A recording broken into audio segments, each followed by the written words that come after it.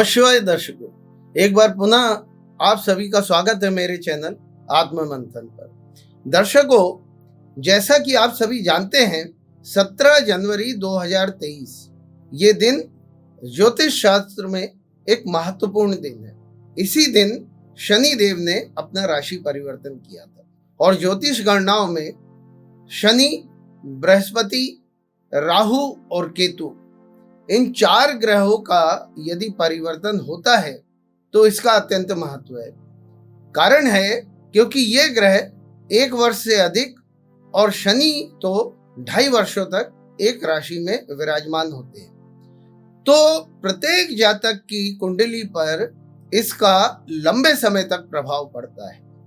आज उसी क्रम में मैं मेष राशि के जो जातक हैं उनके लिए ये शनि का परिवर्तन और अन्य जो 4 ग्रह हैं जिनका मैं वर्णन कर रहा हूं कैसा प्रभाव देगा, उसी का वक्तव्य लेकर के आपके सामने उपस्थित हूं।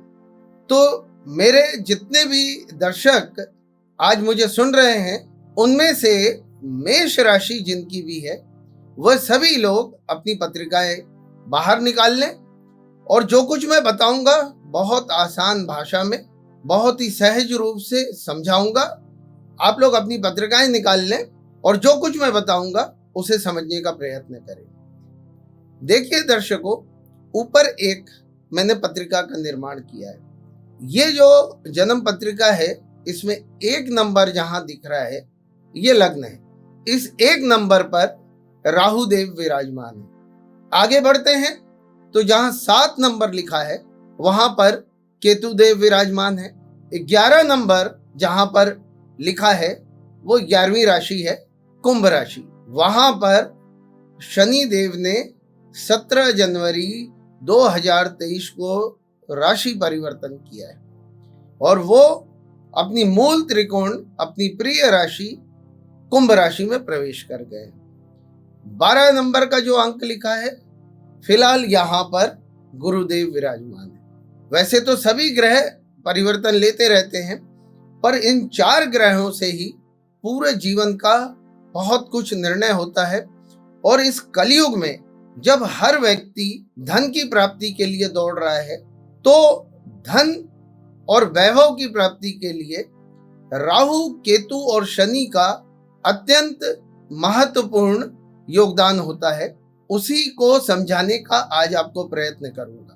देखिए दर्शकों, मैं प्रारंभ करूंगा गुरुदेव से। इस समय जहां पे 12 नंबर लिखा है, देखिए गुरुदेव वहीं पे विराजमान है, बृहस्पति देव।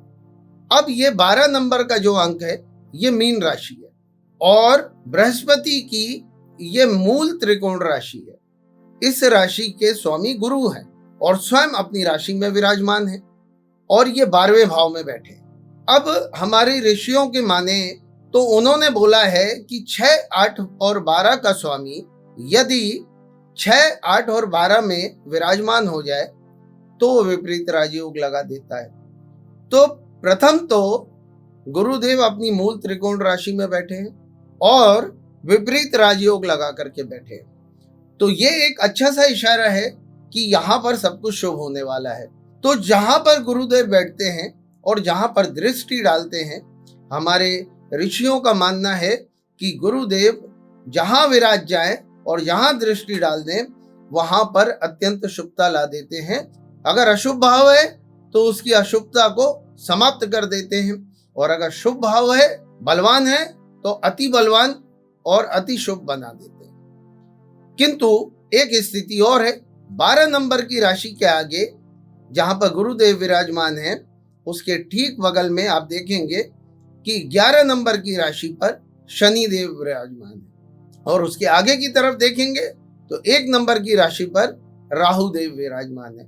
अब ये राहु और शनि दोनों क्रूर ग्रह और इन्होंने यहाँ पर 12वीं राशि जहां पर गुरुदेव विराजमान है उसको अपने प्रभाव में ले लिया है। और प्रभाव क्या है? पाप का तरीका।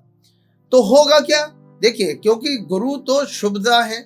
इस कुंडली में जो मैं वर्णन कर रहा हूं मेष राशि के जातकों के लिए, यहाँ पर गुरु ने शुभता का प्रमाण दिया है, विपरीत राजयोग लगाया है साथ साथ में वह अपनी मूल त्रिकोण राशि में बलवान होकर के बैठे हैं, किंतु पाप कर्तरी में आने की वजह से उनकी शुभता में कमी आ जाएगी, किंतु फल तो वो फिर भी शुभ ही देंगे और जितना भी होगा अच्छा ही देंगे। पर जो एक बड़ा आपको लाभ या बहुत अच्छा कुछ हो सकता था वो नहीं होगा। तो वो भाव किस चीज को संकेत देता है? वो भाव है आध्यात्म का, वो भाव है मोक्ष का, लग्जरी का, विदेश यात्रा का, बड़ी सफलताओं का, धन धान्य से परिपूर्ण करने का, यश का, वैभव का। तो यहाँ पर जिस स्तर पे आपको चीजें प्राप्त होनी थी वैसी नहीं प्राप्त होंगी, कुछ कम हो जाएंगी। पर यह स्थिति अब ज्यादा लंबी नहीं है, क्योंकि गुरुदेव 21 अप्रैल को राशि परिवर्तन करेंगे और जो वो राशि परिवर्तन करेंगे तो वो आकर के बैठ जाएंगे किसके साथ में? राहु के साथ में 1 नंबर की राशि पर। अब ये 1 नंबर की राशि के स्वामी है मंगल, और मंगल और गुरु परम मित्र हैं। तो यहाँ पर गुरु बलवान हो जाएंगे क्योंकि वो अपने मित्र की राशि में आ गए। यहाँ पर राहु की प्रवृत्ति को भी थोड़ा समझना पड़ेगा कि राहु गुरुदेव के साथ जब विराजमान हो जाता है या गुरु की दृष्टि में आ जाता है तो अपने भ्रमित रूप को, अपने चालाकियों को, अपनी कुटिलता है उसमें कमी ला देता है। क्योंकि इन 9 ग्रहों में सिर्फ एक ऐसा ग्रह है जिसका वो अति सम्मान करता है। देवताओं के ग्रहों में जो देव ग्रह हैं गुरु, उनका बहुत सम्मान करता है, इसलिए अपनी कुटिलता को वो कम कर देता है। अब देखिए, जब गुरु 21 अप्रैल को आकर के अपनी मेष राशि में विराजमान हो जाएंगे तो राहु उनके साथ है मंगल के घर में, तो बलवान होकर के बैठ गए। और यहां से अगर देखें तो ये केंद्र में बैठ गए हैं और त्रिकोण के भी स्वामी हैं। त्रिकोण जहां पे 9 नंबर लिखा है, ये राशि भी बृहस्पति की है, गुरु की है। तो एक और योग लगा दिया उनने, केंद्र त्रिकोण राजयोग। तो गुरु अति बलवान हो गए और केंद्र त्रिकोण राजयोग भी लगा दिया। अब स्थिति को देखिए कि राहु के साथ विराजने के बाद ये यहाँ पर राहु जो भ्रमित कर रहा था, जो आपको अपने लक्ष्य की तरफ जाने से रोक रहा था, उसमें कमी आ जाएगी। मैं ये जो वर्णन किया है मैंने गुरु और राहु का, थोड़ा सा ये अति आवश्यक था। अगर मैं सीधा शनि देव से प्रारंभ करता और शनि के डिटेल्स देना चालू करता तो आप थोड़े से भ्रमित हो जाते। उम्मीद करता हूं मैंने जो आपको बताया है उस बात को आप दिमाग में रखेंगे। और एक चीज को विशेष तौर से ध्यान में रखिएगा कि गुरुदेव 21 अप्रैल तक ही 12 नंबर की राशि में हैं। 22 अप्रैल से वो करीब 12 से 13 महीने के लिए अपने 1 नंबर की राशि मेष राशि पर आ जाएंगे। तो अब स्थिति क्या हो गई कि मंगल की राशि पर राहु और गुरुदेव विराजमान है और शनि देव इस समय विराजमान है 11 नंबर की राशि पर। अब देखिए, मैं आपको जो विश्लेषण देने जा रहा हूं बहुत ध्यानपूर्वक सुनिए। शनि देव कहां बैठे हैं? अपनी प्रिय राशि, अपनी स्वयं की राशि, ये घर उनका स्वयं का है। 10 और 11 नंबर जहां लिखे हैं ये दोनों राशियां मकर और कुंभ दोनों शनि देव की है, और कुंभ राशि उनकी प्रिय राशि है, इसलिए इसे मूल त्रिकोण राशि कही जाती है।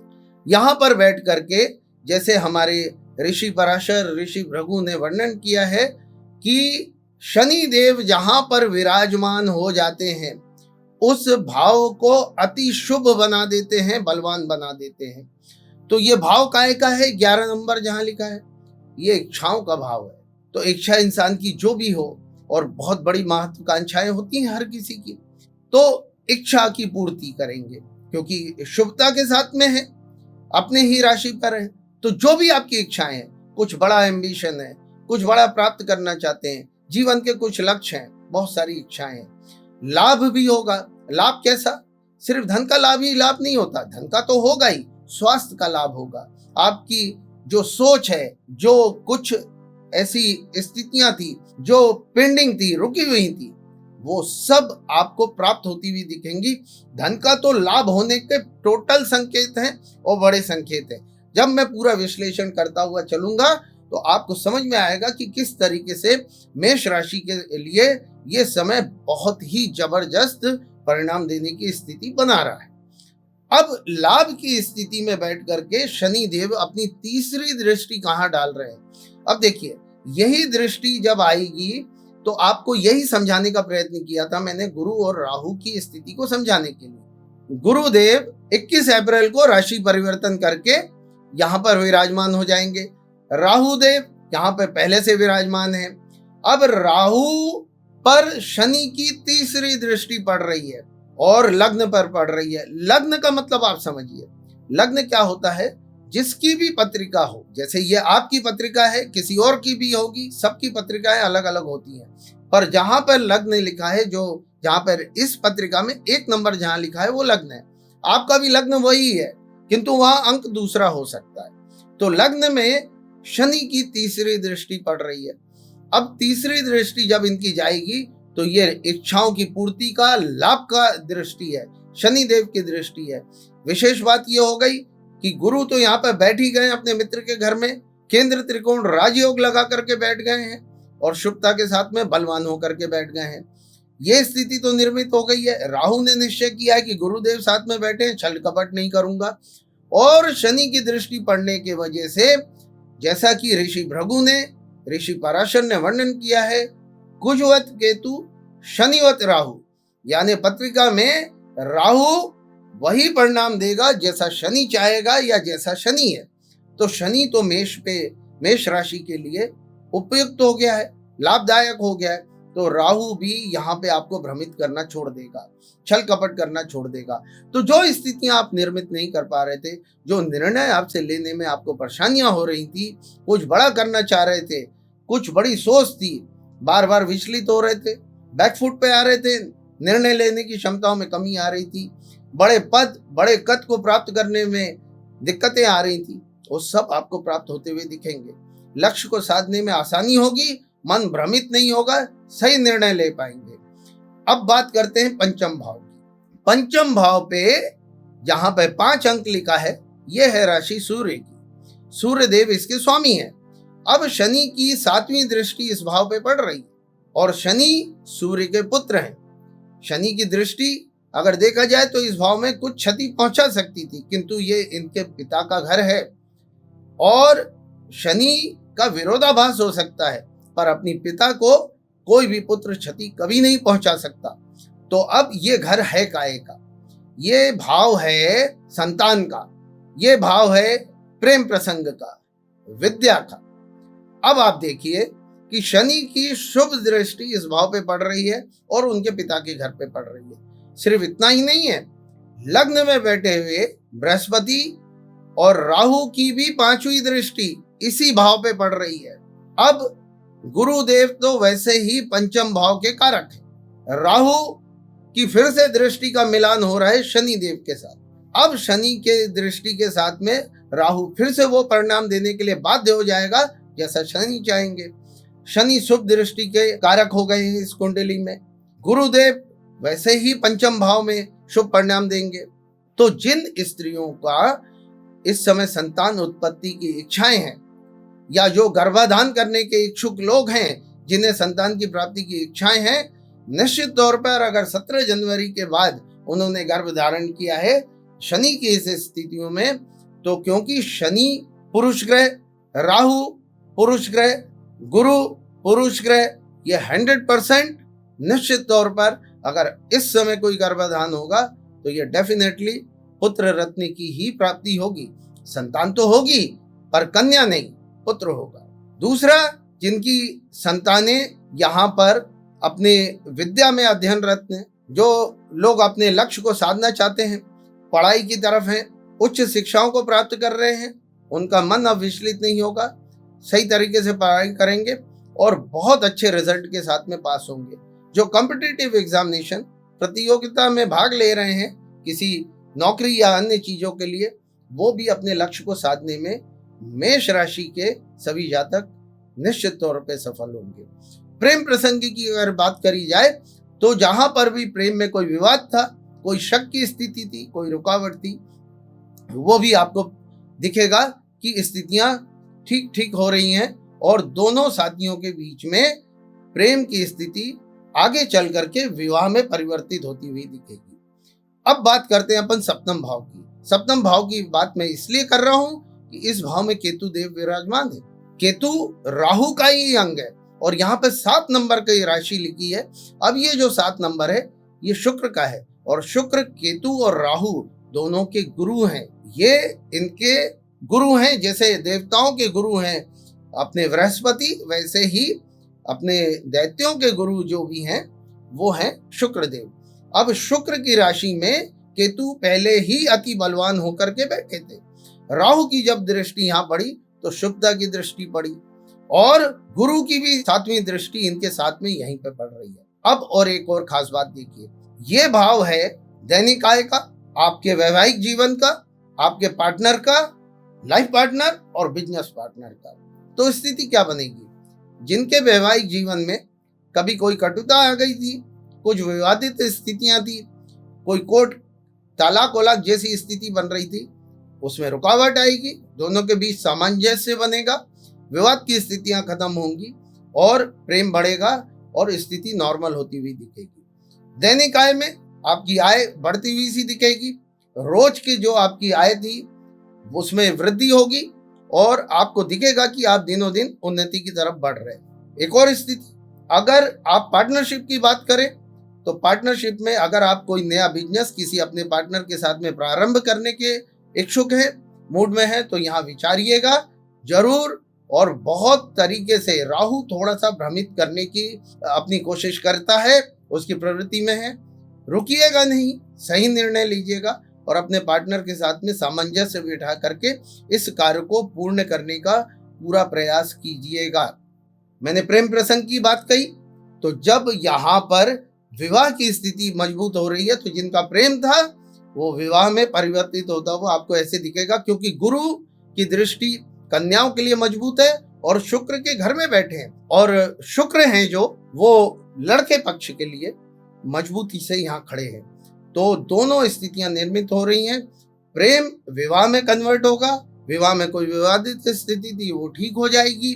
जिनका विवाह नहीं हुआ है उनके लिए भी ये शुभ समाचार है कि मेष राशि के जो भी जातक हैं उनके विवाह के प्रयत्न उनके माता पिता या वो स्वयं अगर प्रयत्नशील हैं बढ़ा दें। ये समय विवाह के लिए सबसे उपयुक्त है और व्यापारिक दृष्टि से, आय की दृष्टि से, रोजमर्रा के आय की दृष्टि से ये अत्यंत लाभदायक स्थिति निर्मित होती हुई दिख रही है। दर्शकों, अब बात करते हैं अष्टम भाव की। अष्टम भाव की इसलिए क्योंकि 8वें घर जहां पे 8 नंबर लिखा है ये राशि भी मंगल की है और इसमें शनि की दृष्टि पड़ रही है। वैसे तो मंगल और शनि आपस में मित्र नहीं है, इनमें शत्रुता है, किंतु ये भाव काहे का है पहले वो समझ लें। ये भाव है गुप्त धन, गुप्त विद्या, अकस्मात, यानी एकदम से जो सोचा नहीं है वैसा कुछ, लॉटरी, सट्टा, जुआ, पैतृक धन, कुछ गड़ा हुआ धन, कुछ ऐसा प्राप्त हो जाना जिसकी कभी कल्पना भी नहीं करी। एक्सीडेंट का भी भाव यही है। आयु की गणना भी इसी से करी जाती है, मृत्यु की गणना भी इसी से करी जाती है, बड़ी बीमारियों की भी गणना इसी से करी जाती है। यूं देखा जाए तो ये भाव सबसे ज्यादा विचलित करने वाला भाव है, किंतु बड़ी ऊंचाइयों पर ले जाने का कारक भी यही भाव है। और शनि इस भाव के कारक हैं, उनका स्वयं का इस भाव पे बहुत प्रभाव है, कारक है वो। तो शनि, पहली बात तो आप ये नोट कर लीजिए कि जिनकी भी स्वास्थ्य में बड़ी समस्याएं हैं, जिनको मृत्यु तुल्य कष्ट है, वो अपने आप को रिकवरी होते हुए पाएंगे, स्वास्थ्य में लाभ होगा, अच्छे स्वास्थ्य की तरफ बढ़ेंगे। बहुत शुभ संकेत हैं स्वस्थ होने के। साथ ही साथ बड़े धन की प्राप्ति हो सकती है, अकस्मात कुछ पैतृक या कुछ लॉटरी जैसा, या कहीं पे कुछ आपने कुछ काम किया था पूर्व में जहां की कोई रिजल्ट नहीं आ रहा था, बड़ा कुछ हो जाएगा।